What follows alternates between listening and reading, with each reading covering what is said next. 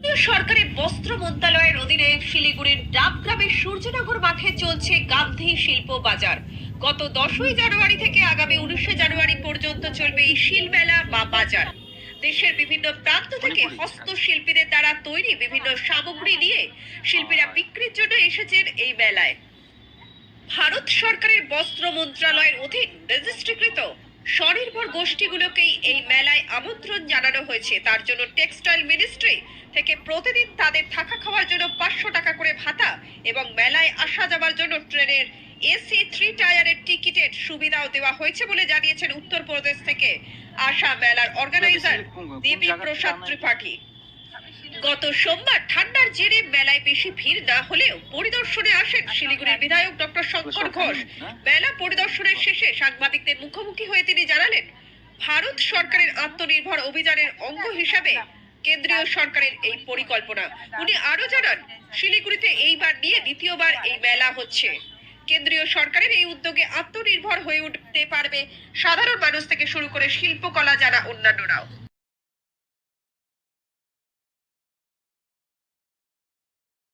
লোকজন নেই একদম। লোকজন না থাকার কারণ কি এই ঠান্ডার জন্য? হ্যাঁ, কি ঠান্ডার জন্যই, আচ্ছা। পাতপক্ষে ঠান্ডার জন্যই লোকজন আসছে না, বিক্রিও হচ্ছে না সেরকম। আপনি কোথা থেকে স্টল নিয়ে বসেছেন? আমি শিলিগুড়ির থেকেই। শিলিগুড়ি থেকে। হ্যাঁ। কদিন হলো স্টল দেওয়ার? আমরা 11 তারিখ থেকে বসছি, আচ্ছা, আর কতদিন 19 চলবে? তারিখ অবধি চলবে। 19 তারিখ অবধি চলবে। তাতে এই এভারেজে তো বেচা কেনার কেমন মোটামুটি কি বুঝছেন?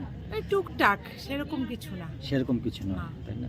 देखिए, ये भारत के यशस्वी प्रधानमंत्री आदरणीय श्री नरेंद्र मोदी जी की ये ड्रीम प्रोजेक्ट है कि भारत के हस्तशिल्पियों को उनकी कला कौशल को एक ऐसा प्लेटफार्म दिया जाए जहां पर उनके खुद के द्वारा बनाए गए उत्पाद को एक अच्छा रोज़गार मिले और उससे 2 पैसे का आय का सृजन हो, जिससे उनके परिवार के भरण पोषण में सहायता मिले।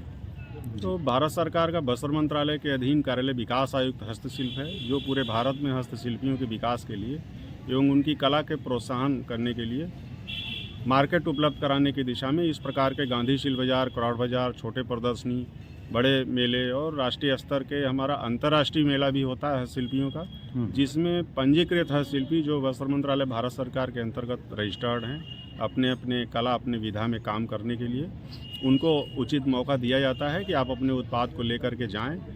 जैसा सिलीगुड़ी में है, ये दूसरी बार है।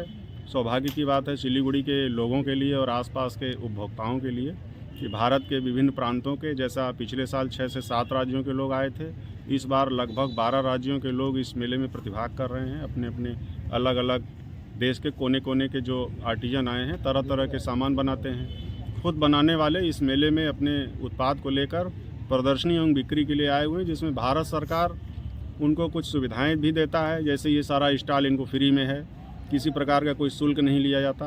ऊपर से इनको यात्रा भत्ता दिया जाता है घर से चलकर यहाँ आने का, चाहे शिलांग से चल के आया है आदमी, मेघालय से, कश्मीर से, कन्याकुमारी तक कहीं भी जाए, किसी भी मेले में जाएगा, उसको पूरा AC 3 टायर का किराया आने और जाने का 500 रुपया प्रतिदिन के दर से उसको DA, जिसको हम लोग दैनिक भत्ता भोजन करने के नाम पे मानते हैं, 10 दिन का, और 2000 रुपया एक आदमी को अपने सामान ढोने के लिए भी उनको सरकार मुफ्त में देती है कि वो जाएं और अपने इस कला का प्रदर्शन एक प्लेटफार्म पर समूचे भारत के विभिन्न राज्यों के उत्पाद के साथ करें। और उससे 2 चीज़ें हैं, एक तो उनके आय का सृजन होगा, दूसरा भारत के विभिन्न स्थानों पर इस प्रकार के आयोजन से वहाँ के लोगों को ये जानने का भी मौका लगता है कि हमारे देश में कहाँ कहाँ किस प्रकार की चीज़ें बनती हैं। ये बहुत बड़ा, ये अपना भारत जो आत्मनिर्भर भारत की परिकल्पना माननीय प्रधानमंत्री जी ने की है, उसको साकार करने की दिशा में इस प्रकार के आयोजन की महत्ता काफ़ी बढ़ जाती है। निश्चित रूप से शिल्पियों का इस आयोजनों के माध्यम से एक अच्छा खासा रोजगार सृजित होता है, उनके आय के साधन सृजित होते हैं, उनका परिवार खुशहाल रहता है। सरकार की इस महत्वाकांक्षी योजना का भरपूर लाभ शिल्पियों को मिलता है। उनको अपने विधायक जी से तब मेरा परिचय नहीं था, अभी सौभाग्य है कि आप दूसरी बार इस मेले में स्वागत करने का मौका दिए हैं और भारत के इन शिल्पियों को इनका आशीर्वाद माननीय विधायक जी का जो प्राप्त हो रहा है, इससे निश्चित रूप से शिल्पियों में एक अलग ऊर्जा का संचार हो रहा है और उनका मनोबल भी बढ़ रहा है। इस प्रकार के जनप्रतिनिधियों के प्रतिभाग करने से शिल्पियों में निश्चित रूप से एक नए ऊर्जा का संचार होता है। धन्यवाद सर। প্রথমত আমি এই ধরনের মেলায় যেতে ভালোবাসি।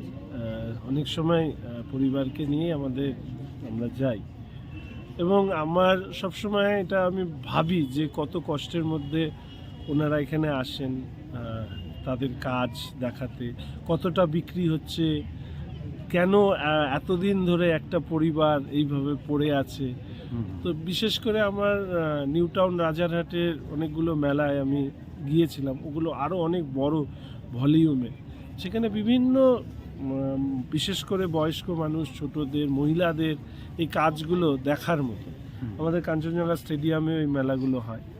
তো এবার ঘটনাচক্রে আমি এখানে যখন খবর পেলাম আমি এসেছিলাম। তো আমি এসে অন্যবার অর্গানাইজারদের সাথে অত কথা হয় না, মূলত শিল্পীদের সাথেই আমার কথা হয়। তো এইবার এসে অর্গানাইজারদের সাথে কথা বলে আমি জানতে পারলাম, যেটা খুব ভালো লাগলো, যে আমাদের দেশের সরকার, মাননীয় প্রধানমন্ত্রী যেটা বারবার করে বলে যে আত্মনির্ভর ভারত।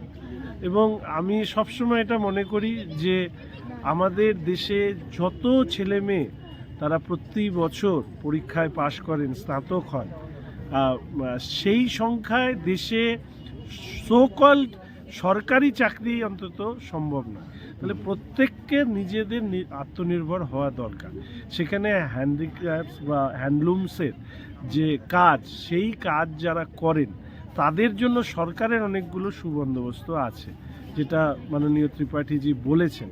তো আমি চাইবো যে আমাদের শহরে যারা এই কাজের সাথে যুক্ত তারা যাতে ভারত সরকারের যে টেক্সটাইল মিনিস্ট্রি, সেখানে যাতে তারা রেজিস্টার্ড হয়। প্রথম কথা হচ্ছে রেজিস্টার্ড হতে হবে। রেজিস্টার্ড হলেই এই সুবিধেগুলো পাবে এবং এই সুবিধেগুলোকে ব্যবহার করে তাদের যে এই কষ্টের শিল্প, সেই শিল্প, অনেক শিল্প আছে যেটা বিলুপ্ত হয়ে যাচ্ছে, কিন্তু সেই শিল্পগুলোকে ধরে রাখা এবং অর্থনৈতিকভাবে সেটাকে আরও বেশি প্রচারের ক্ষেত্রে ব্যবহার করা, সেটা চাইব। আমি ত্রিপাঠীজি শুধু নয়, আমি এটা জানার পরে মিনিস্ট্রি অফ টেক্সটাইলসকে আমি অনুরোধ করব যে এদেরকে একটা গ্লোবাল মার্কেট খুঁজে দেওয়ার জন্য। অন্তত আজকের প্রযুক্তির যুগে অনেক বড় বড় আমরা দেখি অনলাইনে বিভিন্ন ধরনের জিনিস বিক্রি হয়, এদেরও যদি গ্লোবাল মার্কেটিংয়ের একটা ব্যবস্থা করে দেওয়া যায় তাহলে হয়তো এরা আরও অনেক বেশি, কেননা এত সুন্দর সুন্দর কাজ অনেক মানুষ হয়তো এই মেলায় আসেন না, কিন্তু তারা যদি বাড়িতে বসে এগুলো ডিসপ্লে দেখতে পান তাহলে কিন্তু তারা কিনবেন। ফলে আমি চাইবো এই ধরনের মেলা আরও হোক। ত্রিপাঠীজিকেও আমি বলেছি, আর বলবো মিডিয়ার বন্ধুদেরকে এই ধরনের উদ্যোগকে আরও বেশি মানুষের কাছে পৌঁছে দেওয়া। এর আগের দিন এসেছিলাম, প্রচুর ভিড় ছিল, আজকে সত্যিই ঠান্ডা বেশি, কিন্তু আমি বলবো যে মিডিয়াও যদি এই মেলাগুলোতে আসে এবং সেখানে কি কি জিনিস বিক্রি হচ্ছে, কারা বিক্রি করছে, কোন রাজ্য থেকে এসছে, অনেক মানুষ কিন্তু মিডিয়ার দ্বারাও আকর্ষিত হয়ে আসে। কেন আমাদের সূর্যনগরের এই মাঠে এই ধরনের মেলার সংখ্যাটা আমি এক্স্যাক্টলি বলতে না পারলেও আমার মনে হয় এটা কম, অন্য মেলাগুলো বেশি হয়। আমাদের বেশিরভাগ এই ধরনের মেলা কাঞ্চনজঙ্ঘা স্টেডিয়ামের পাশে বা এইখানটাই হয়ে থাকে। ফলে এখানেও যে এই ধরনের মেলাগুলো হচ্ছে সেটাও আরেকটু প্রচার যদি করা যায় মিডিয়ার মাধ্যমে, বা এখানে কর্পোরেশনের এটা কর্পোরেশনের তরফ থেকেও যদি এই বিষয়গুলো একটু মানুষের কাছে তুলে ধরা হয় তাহলে কিন্তু আমার মনে হয় এখানে যারা শিল্পীরা এসছেন তারা প্রত্যেকেই উপকৃত হবে। ধন্যবাদ।